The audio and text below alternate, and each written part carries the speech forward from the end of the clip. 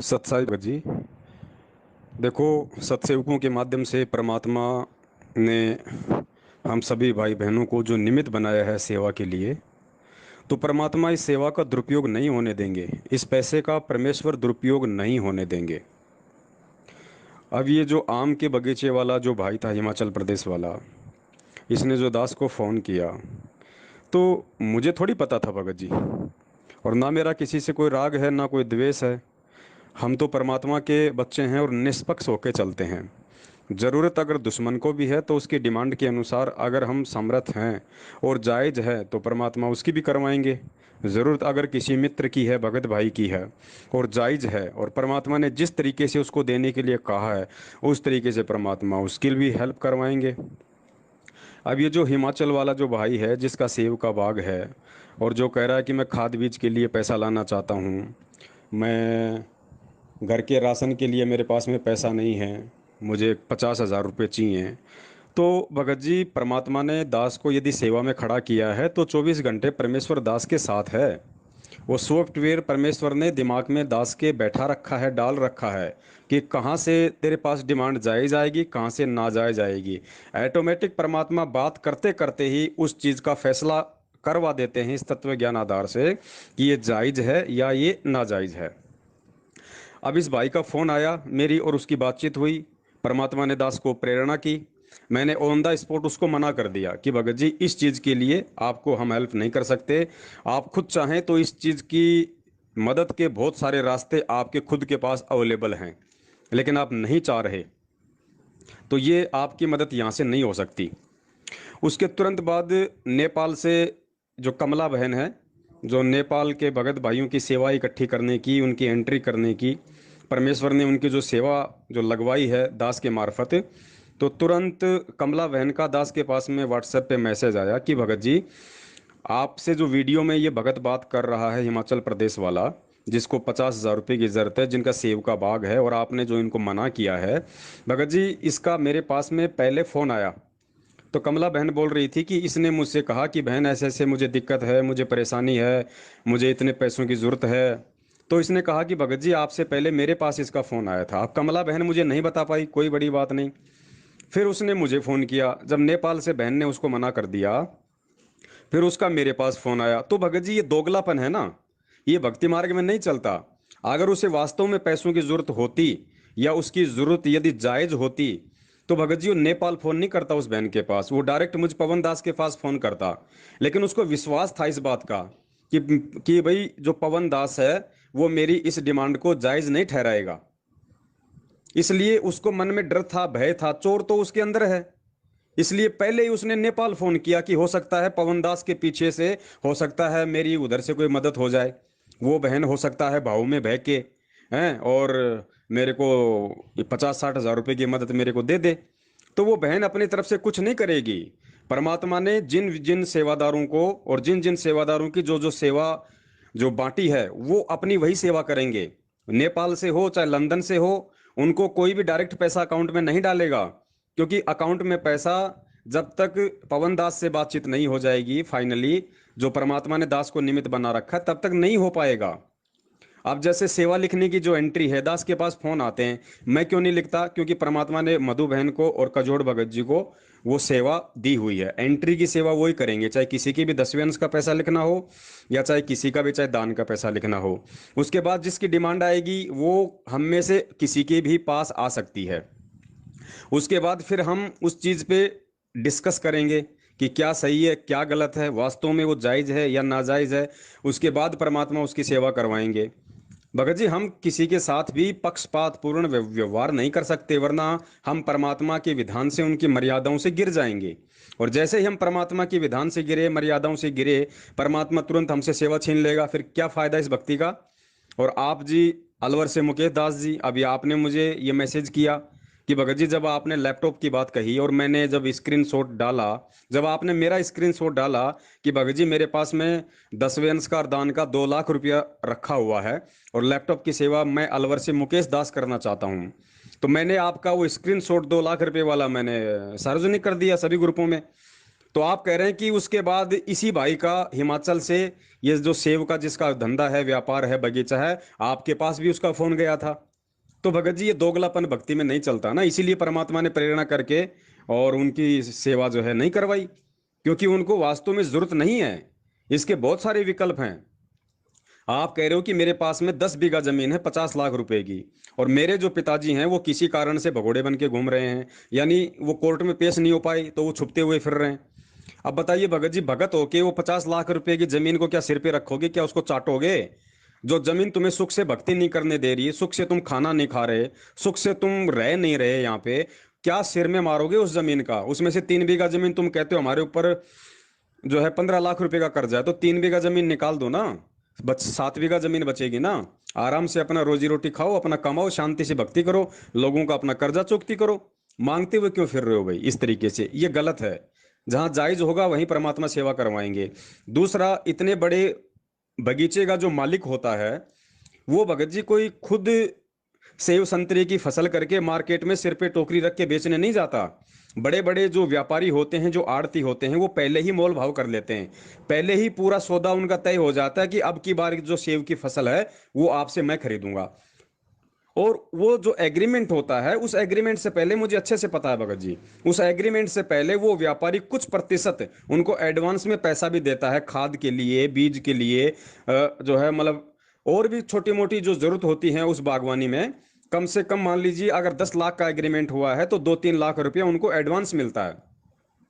तो ये कहाँ मूर्ख बना रहे हैं भगत जी, ये किसको मूर्ख बना रहे हैं? आप दुनिया को मूर्ख बना सकते हो भगत जी, लेकिन हम सत्सेवक हैं, हम परमेश्वर के बच्चे हैं, आप हमें मूर्ख नहीं बना सकते। आपकी जायज अगर कोई डिमांड होती, आप हमें बोलते, हम आपको जो है परमात्मा के निमित्त बन के, अगर हम जरूर हम उसको पूरा करते, ऐसी कोई बात नहीं है। अब बताइए, 10 बीघा जमीन का मालिक, बाग का मालिक, और बताइए कह रहा है कि घर में राशन नहीं है। ऐसा नहीं हो सकता भगत जी, ऐसा भक्ति मार्ग में नहीं चलता। देखो ये तो हमें भी पता था इन सब बातों का, कि जैसे ही परमात्मा ये सेवा शुरू करवाएंगे तो ये बहुत सारे लोग जो है मतलब गलत इरादे से भी हमें फोन करेंगे, गलत इरादे से भी जो है वो चाहेंगे कि पैसा हमारे हाथ में आ जाए। तो भाई ऐसा परमात्मा नहीं होने देगा। परमात्मा ने घाट घाट का पानी पिला के इस भक्ति मार्ग का फिर हमारे को सेवा दी है, तो ये गलती नहीं होगी, क्योंकि ये पैसा उन आत्माओं का है जो आत्माएं नेक नीति और ईमानदारी से अपना काम धंधा करती हैं, मेहनत करती हैं, धूप में खड़े होकर जो पसीना निकालते हैं, ये उनकी मेहनत का दसवंश का पैसा, ये बर्बाद नहीं हो सकता, ये बिल्कुल जायज जगह पे जाएगा। फिर बहुत सारे भक्तों की शिकायत है कि आप उनको, जैसे अभी एक कोई फेसबुक पे है कोई मन चला, कोई सतलोक आश्रम मैनेजमेंट हरियाणा का शागिर्द, अभी जैसे कल परमात्मा ने अपने सत्सेवक बच्चों को निमित्त बना के, जोधपुर से एक भाई है जो किराए के मकान में था, 2-3 महीने से किराए नहीं दे पा रहा था, उसके घर में राशन तक नहीं, बाप उसका बीमार है, तो ऐसी स्थिति में होती है मदद, ऑटोमेटिक परमात्मा प्रेरणा कर देता है। तो कल तुरंत जैसे उसने फोन किया, 1 घंटे के अंदर अंदर 12,000 रुपये उसके खाते में परमात्मा ने डलवा दिए। उसके बाद जैसे ये बात हमने वीडियो के माध्यम से संगत में वायरल की, और वायरल करने का हमारा मकसद कोई मान बड़ा या दिखावा नहीं है, लेकिन लोगों को ये बताना है, सोई हुई संगत को ये समझाना है कि भाई इन लोगों के पीछे से हटो, जो मैनेजमेंट वाले हैं, ये तुम्हारा पैसा लेकर समय आने पे तुम्हारी मदद नहीं कर रहे, और जगत में ये लोग जो है उस पैसे को बांट रहे हैं परमेश्वर के ज्ञान विरुद्ध। ये तुम्हारे अपने भाई बहन नहीं है, ये काल के एजेंट हैं, इनसे बचो, तुम्हारे दान का दुरुपयोग हो रहा है। तो फेसबुक पे उस भाई ने कहा कि गुरुजी ने तो मना किया है किसी भी अनजान व्यक्ति की मदद करने के लिए, आपने उस जोधपुर वाले भगत को कैसे पैसे दे दिया? अब उस महामूर्ख को ये कोई समझाए। एक तरफ तो कह रहा है कि वो हमारा भगत भाई है, और दूसरी तरफ कह रहा है कि परमात्मा ने अनजान व्यक्तियों को मदद के लिए मना किया है। अरे जब वो हमारा भगत भाई है, परमेश्वर का बच्चा है, तो वो अनजान कहां से हो गया? अगर मैं उसको नहीं जानता, परमेश्वर के तो लाखों की संख्या में बेटे और बेटियां हैं, जरूरी थोड़ी कि पवनदास सभी को जानता है, लेकिन उनमें से अगर किसी ने जरूरत पड़ने पे दास को फोन किया तो क्या वो अनजान हो जाएगा? और फिर कह रहा है कि आप उसको पैसा क्यों दे रहे हो, पैसे का दुरुपयोग कर देगा। भैया गुरुजी ने फ्री में पैसा देने से मना किया है, उधार देने के लिए मना नहीं किया। उधार तो आप अपने रिश्तेदारों को भी देते हो, और रिश्तेदार यदि कल उसका दुरुपयोग करेगा तो वो दोष फिर आपके ऊपर नहीं है, क्योंकि आपने उधार दिया है, वो पैसा आपको वापस लौटाएगा। आपने उसकी वर्तमान जरूरत को समझते हुए, उसकी स्थिति को देखते हुए आपने उसकी मदद की है। अगर कल को उसके मन में यदि कोई ऐसी कोई कुप्रेरणा हो गई और उसने यदि उस पैसे का दुरुपयोग भी कर दिया, तो वो दोष आपको नहीं है, क्योंकि आपने उसको उधार दिया है कुछ समय के लिए, आपने फ्री में नहीं दिया उसको। तो जो भी पैसा दिया जा रहा है, जिसको भी दिया जा रहा है भगत जी, वो उधार में दिया जा रहा है। 10वें अंश का जो पैसा है वो, और जो दान का पैसा है वो, हम लोग जो भी डिमांड आएगी भगत समाज की जायज, हम उसको उधार के तौर पे देंगे। हम उसको फ्री में नहीं दे रहे, हम उसको उधार के तौर पे देंगे। वापस वो पैसा जब देगा, तो वो पैसा जो भगत भाई है जिसका भी है, वो चाहे तो वापस अपनी एंट्री करवा सकता है, या चाहे तो वो अपने घर पे रख सकता है। तो ये उधार रूप में मदद हो रही है। लेके वो ना दे, वो खा जाए, उसके मन में दोष आ जाए, वो भक्ति छोड़ दे, वो फिर मालिक जाने, उसका काम जाने, उसका दोष फिर हमारे ऊपर नहीं है। परमात्मा ने ज्ञान में अच्छे से समझा रखा है। तो भगत जी, ऐसे लोगों की परमात्मा बिल्कुल भी हेल्प नहीं करवाएगा, क्योंकि अब ये दोगलापन और ये चालबाजी, ये जालसाजी इस भक्ति मार्ग में नहीं चलेगी। परमेश्वर के बच्चों को काल ने पिछले 7 साल से इन धोखेबाजियों का शिकार खूब कर लिया, सतलोक आश्रम मैनेजमेंट हरियाणा के माध्यम से। अब नहीं होगा आगे भगत समाज, इनके ठगी, इनके जाल, इनकी जालसाजियों में कोई नहीं फंसने वाला। अब परमेश्वर ने अपने सत्सेवक बच्चों को ज्ञान आधार रूप से जो है सामने दीवार की तरह खड़ा कर दिया, कोई नहीं ठगाएगा। आप चाहे लाख डालो, चाहे आज आप चाहे फेसबुक में ग्रुपों में, व्हाट्सएप के ग्रुपों में, चाहे अपने खाते नंबर डालो लाख, और ये बोलो कि साहब मेरी पवन भगत जी से बात हो गई है, ये मेरा खाता नंबर है, कोई भी भाई मुझे 20,000 रुपए डाल दे, मुझे बहुत सख्त जरूरत है, कोई नहीं डालेगा। इस तरीके से ड्रामा करने से, दिखावा करने से कोई किसी को चवन्नी भी नहीं डालेगा। सबको पता है कि जब तक हमारे जो सत्सेवक भाई बहन हैं, जिनको परमात्मा ने इन विशेष सेवाओं के लिए निमित्त बनाया है, जब तक उनकी तरफ से यस नहीं हो जाएगी, जब तक उनका कोई संदेश ऑडियो वीडियो वायरल नहीं होगा, तब तक कोई किसी की मदद नहीं करेगा। क्योंकि काल ऐसे ही सूक्ष्म चाल से ठगता है, जैसे इस बाग वाले भाई से, और ये ठगने की उसने कोशिश की। उसने बिना पूछे उसने नेपाल वाली बहन को फोन किया, जबकि वो इंडिया में है। उसने दास को फोन करना चाहिए था, उसने मधु बहन को फोन करना चाहिए था, उसने कजोड़ भगत जी को फोन करना चाहिए था। लेकिन जैसे ही उसने नेपाल वाला वो पैम्पलेट देखा कि नेपाल की संगत जो है कमला बहन के पास अपने 10वें अंश और दान की सेवा लिखवा दे, उसने डायरेक्ट उसने नेपाल फोन किया, ताकि इस पवन दास को मालूम ना पड़ जाए और मैं वहीं से अपना काम निकाल लूं। तो ऐसा नहीं होगा। कमला बहन परमेश्वर की बच्ची है, वो मर्यादाओं के खिलाफ काम नहीं करेगी। आपको चाहे कितनी जरूरत है, वो पहले हमसे संपर्क करेगी कि भगत जी ऐसे ऐसे फोन आया है, क्या करना है। अभी सुबह जैसे मधु बहन के पास एक फोन आया किसी बहन का कि हम अपने घर की छत डलवा रहे हैं, कुछ पैसों की हमें जरूरत पड़ गई, तो मधु बहन ने बगैर पूछे उसको मना कर दिया। बिल्कुल अच्छा किया, क्योंकि ये फालतू की जो डिमांड है इनके लिए हमारे पास में ये भक्तों के दान कर 10वें अंश का पैसा नहीं है, ये विशेष परिस्थितियों के लिए, घर की छत डलवाने के लिए, लेंटर डलवाने के लिए, बाथरूम डलवाने के लिए, भैंस खरीदने के लिए, कर्जा उतारने के लिए, लोगों का ब्याज चुकाने के लिए, उनके लिए पैसा नहीं है भैया। जिस चीज की जरूरत होगी और सामने वाले जो भी डिमांड करेगा, अगर हकीकत होगी, तो परमात्मा ऑटोमेटिक प्रेरणा कर देगा, और उसी की मदद फिर हम आपस में बातचीत करके हम उसकी मदद करेंगे गुरुदेव के आशीर्वाद से। और बाकी कोई नौटंकी करेगा, बाकी कोई जालसाजी करेगा, कोई चालबाजी करेगा, तो अब उसकी वो जालसाजी, वो चालबाजियां सत्सेवकों के आगे नहीं चलने वाली हैं, क्योंकि परमेश्वर ने सत्सेवकों को ज्ञान आधार से मजबूत करके संगत में खड़ा किया है। और परमेश्वर की एक वाणी है कि वो काफिर जो अंतरकाती, वो काफिर जो देवल जाति। फिर परमेश्वर ने समझाया कि वो व्यक्ति ढेढ़ है, वो व्यक्ति काफिर है जो अपने मन में छल कपट और दोष रख के सामने वाले से कोई डिमांड करता है, सामने वाले से कोई व्यवहार करता है।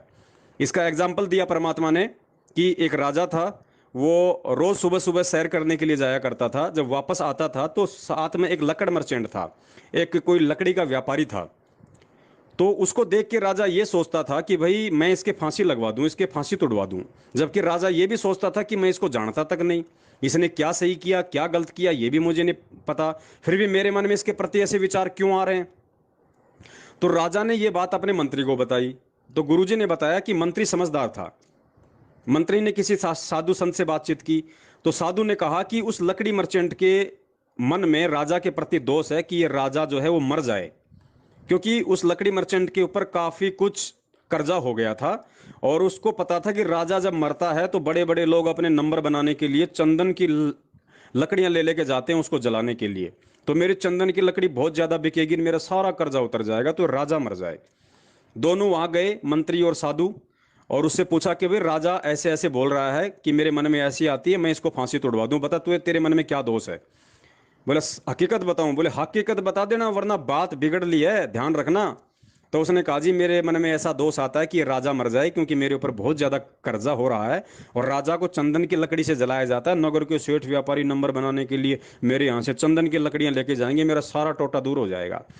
तो मंत्री ने कहा कि नालायक, आज के बाद अपनी सोच को चेंज कर लेना, नहीं तो देख लेना बात बिगड़ गई है। बोला जी ठीक है। तो उसके बाद उस व्यापारी के मन में ये आ गया कि भाई ऐसा राजा तो बार बार नहीं मिलता, ये तो बहुत अच्छा, ये तो राजा है, ऐसा राजा क्या बार बार मिलता है। और उधर से मंत्री ने राजा को कहा कि महाराज आप आज जाइए वापस सैर करने, और फिर आप हमें बताइए आज आपके मन में क्या विचार आते हैं। राजा घूमने गया, वापस उधर से निकला तो उसके मन में लकड़ मर्चेंट को देख के आया कि यार ये तो बहुत अच्छा नागरिक है, मैं तो वैसे ही इसके प्रति अपने मन में फालतू का दोष और विचार रखे हुआ था, ऐसे नागरिक के हमें बार बार थोड़ी मिलते हैं। तो वापस आया तो उसने बताया कि आज मेरे मन में उसके प्रति कुछ भी नहीं आया।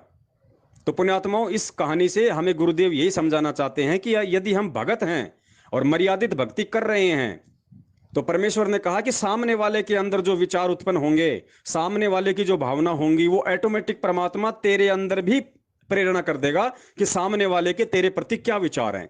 तो ठीक इसी प्रकार जो भी भगत भाई बहन संगत में से जो भगत होके भी जो छल कपट करके, ये फालतू की नौटंकी करके, एक्टिंग करके कि हम इस तरीके से 10 20 50 हज़ार रुपए हम सत्सेवकों से ठग सकते हैं, हम ले सकते हैं, तो परमात्मा बिल्कुल भी ऐसा नहीं होने देगा।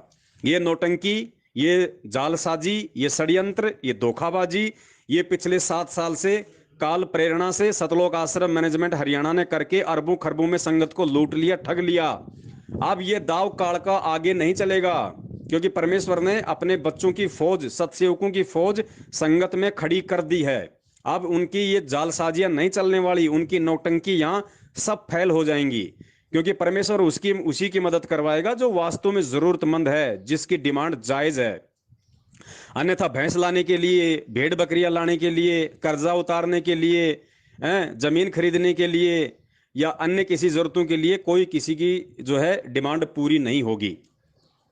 तो भाई ध्यान रखें, अनावश्यक रूप से कोई भी भगत भाई बहन अपनी नाजायज जरूरतों को लेके हमारा समय और समय बर्बाद ना करे, और ना ऐसी अनावश्यक डिमांड करके वो खुद परमपिता परमेश्वर की नजरों में नीचे गिरे। और दूसरी बात, कोई भी भगत भाई बहन चाहे कोई भी हो, अगर व्हाट्सएप पे या फेसबुक पे अगर अपना खाता नंबर भेज रहा है और अपनी कोई ऑडियो डाल रहा है, अपना कोई वीडियो डाल रहा है कि भगत जी मुझे पैसों की जरूरत है, मेरे घर में ये दिक्कत है, मेरे घर का सदस्य हॉस्पिटल में है, मेरे घर पे ये समस्या है, कोई भी भगत भाई बहन यदि उसको पैसा डालेगा तो वो उसका जिम्मेदार वो खुद होगा।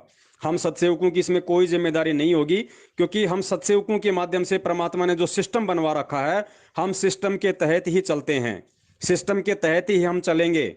और किसी को भी जरूरत होगी तो डायरेक्ट वो हमें फोन करेगा, चाहे मधु बहन हो, चाहे कजोड़ जी हो, चाहे नेपाल से, चाहे अपनी कमला बहन हो, या चाहे ये दास हो, सबसे पहले वो यहाँ फोन करेगा। और यहाँ अगर उसकी जरूरत होगी तो फिर हम सब आपस में डिस्कस करेंगे उसको जरूरत है या नहीं है, और है तो उसको कितने की जरूरत है, उसकी मदद करनी है या नहीं करनी है। उसके बाद फिर उस बात को लेके ऑडियो वीडियो वायरल होगी। और ऑडियो वीडियो वायरल करने का मकसद हमारा कोई दिखावा नहीं है या कोई मान बढ़ाई नहीं है।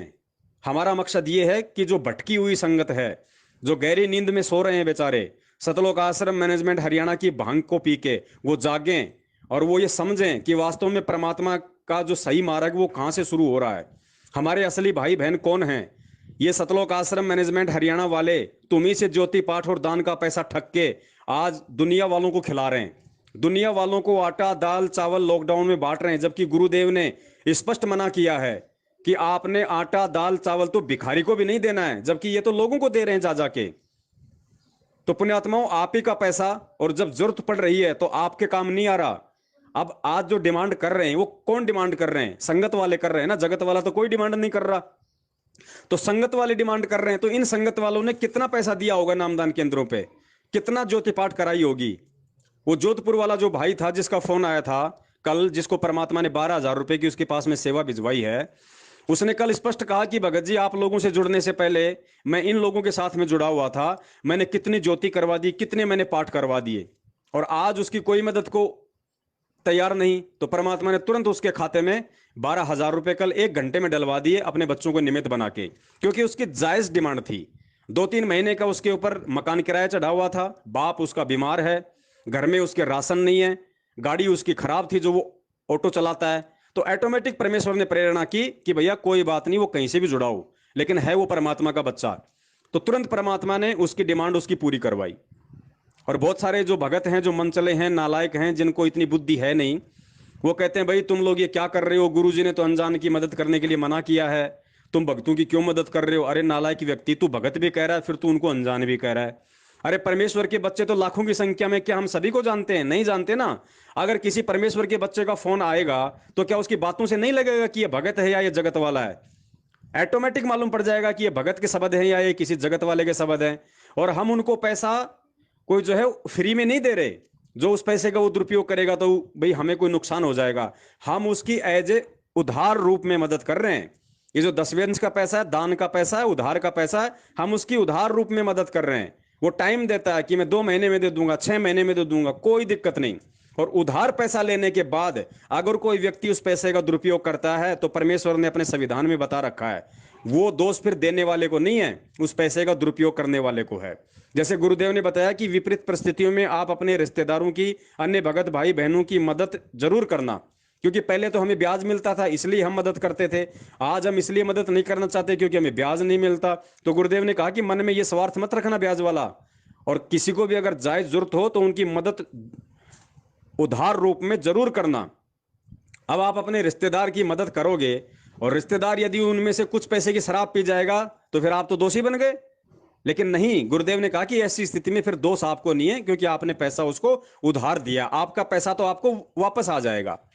तो इसी तरीके से जो भी पैसा दिया जा रहा है भगत समाज को, चाहे 10वें अंश का हो चाहे दान का हो, ये उधार रूप में दिया जा रहा है, किसी को फ्री नहीं दिया जा रहा है। जैसे ही उस भगत भाई की आर्थिक स्थिति ठीक होगी, उसका काम धंधा वापस चलेगा, धीरे धीरे करके वो पैसा लौटा देगा। और जितने भी भगत भाई बहन जो अपनी सेवा लिखवा रहे हैं, उन सबको अच्छे से पता है, वो बहुत सोच समझ के ये पैसा लिखवा रहे हैं। उन सबको हमने यही राय दी थी 2-2 वीडियो बना के, इसीलिए हमने 2-2 वीडियो बनाए 3-3 घंटे के, कि भैया बशर्ते तुम्हारे 10वें अंश का और दान का ये पैसा, लेकिन ध्यान रखना इस पैसे को देते समय भले तुम उधार में दे रहे हो, लेकिन तुम्हारे मन में ये जरा भी इच्छा नहीं होनी चाहिए कि ये पैसा अगर नहीं आया तो मैं उसके साथ में दूसरे तरीके से बातचीत करूं, या मैं उसको डराऊं, या मैं उसको धमकाऊं, मैं बार बार उसको फोन करके परेशान करूं कि तूने 2 महीने का नाम लिया था, 6 महीने हो गए। अगर आपने ये नौटंकी करनी है तो पैसा हम सत्सेवकों को एंट्री मत करवाना। आपके उधार की, 10वें अंश की, दान की हमें कोई जरूरत नहीं है। जो पैसा कुछ समय के लिए लाभ देके फिर उस भाई को वापस उसको दुखी करे, उसको परेशान करे, तो तुम अपनी तरफ से ये सोच के देना कि आ गए तो ठीक है, आ गए तो फिर दोबारा से एंट्री करवा दूंगा, फिर किसी भगत भाई बहन की मदद में लगा दूंगा। नहीं आए तो कोई दिक्कत नहीं, मैंने तो सोचा कि परमेश्वर को दान कर दिए। ये सोच के ये भगत भाई बहन अपनी सेवा दे रहे हैं, यहाँ पे लिखवा रहे हैं। ये सत्सेवक हैं देने वाले, कोई मैनेजमेंट के कोई मायाधारी मस्करे नहीं है जो ब्याज के लिए पैसा दे रहे हैं, जो मान बढ़ाई के लिए पैसा दे रहे हैं, जो दिखावे के लिए पैसा दे रहे हैं कि मैंने 1 लाख लिखा दिए, मैंने 2 लाख लिखा दिए। ये सत का मार्ग है, परमेश्वर का सतयुग शुरू हो चुका है। और सतयुग में भी यदि हम एक दूसरे भगत भाई बहन की जायज जरूरतों को पूरा नहीं करेंगे, उनकी मदद नहीं करेंगे, तो क्या फायदा? फिर धिक्कार है हमारा भक्ति करने का। भगत होता है उसका एकदम से जगत वालों से उसका कनेक्शन डिस्कनेक्ट हो जाता है, रिश्तेदारों से, परिवार से, समाज से। और विपरीत परिस्थिति में फिर कहां से वो मदद प्राप्त करेगा? अगर हम भगत भाई बहन भी उसकी मदद नहीं करेंगे तो दास की विनती है, जो भी करें बहुत सोच समझ के करें। और जो भी भगत भाई बहन डिमांड करें, वो घर की छत डलवाने के लिए, या बहुत बड़े जमीन के मालिक होने के बाद, या अपना खुद का जिनका मकान है, जिसकी प्रॉपर्टी है, उसके बाद भी अगर वो राशन के लिए पैसे मांग रहे हैं, तो भाई मैं तो एक तरीके से ये कहूंगा कि धिक्कार है फिर उनको। वो अपनी मर्यादाओं को सुधारें, गुरुदेव को दंडवत प्रणाम करें, जो भी उनसे जाने अनजाने में गलती हुई है उसके लिए समायाचना करें, दोबारा से अपनी भक्ति नए सिरे से शुरू करें ताकि परमात्मा उसको बरकत दे। तो जो परमेश्वर ने मिशन चलवाया है एक दूसरे भगत भाई बहनों की मदद का, यह केवल जायज जो होगा उसी की मदद होगी, नाजायज चाहे कोई भी हो। हमारा किसी से को ना कोई दोस्ती है ना कोई रिश्तेदारी है। कबीरा खड़ा बाजार में मांगे सबकी खैर, ना कहूं से दोस्ती ना कहूं से बैर। हम सत्सेवक परमेश्वर के निमित्त होके ये सेवा कोई मान बढ़ाई के लिए, कोई दिखावे के लिए, कोई पब्लिसिटी के लिए नहीं कर रहे। ये मान बढ़ाई, दिखावा और पब्लिसिटी का भाव अपने दिल में रख के हमने यहाँ पे कोई गधा कुत्ता नहीं बनना। हम तो परमेश्वर के निमित्त होके उनके बच्चों तक के नौकर बन के हम तो सेवा में लगे हुए हैं। और नौकर का ये फर्ज होता है कि मालिक के आदेश अनुसार वो सेवा को सही तरीके से करे। तो भाई डिमांड करता चाहे कोई कितना प्यारा हो, चाहे कोई कितना संपर्क वाला भगत हो, चाहे कोई अनजान हो। डिमांड अगर नाजायज होगी तो उसको मुंह पे जवाब दिया जाएगा, क्योंकि हमारी यहाँ किसी से कोई यारी रिश्तेदारी जोड़ने का काम नहीं है। हम परमेश्वर के निमित्त होकर केवल सेवा कर रहे हैं। जिसको अच्छा लगे तो जुड़े, जिसको अच्छा ना लगे तो सतलोक आश्रम मैनेजमेंट हरियाणा का दरबार, वो कार्ड एजेंट का दरबार सदा आप लोगों के लिए 24 घंटे खुला हुआ है। आप जी वापस जाके वहां पे जुड़ सकते हो, हमें कोई दिक्कत कोई परेशानी नहीं है। चाहे सभी लोग हमसे नाराज हो, परेशान हो, हमें कोई दिक्कत नहीं है। हम केवल परमेश्वर की मर्यादाओं में चलेंगे, हम परमेश्वर के निमित्त होकर परमेश्वर की प्रेरणा से चलेंगे। फिर चाहे पूरा संसार हमारे विरोध में हो, चाहे पूरी संगत हमारे विरोध में हो, हमें 1% भी फर्क नहीं पड़ता इस बात से। तो उम्मीद करता हूं आप जी इन बातों पे थोड़ा विचार करेंगे और आगे से अपना भी समय बचाएंगे और हमारा भी समय बचाने में सहयोग करेंगे। सत साहिब, जय हो बंदी छोड़ के।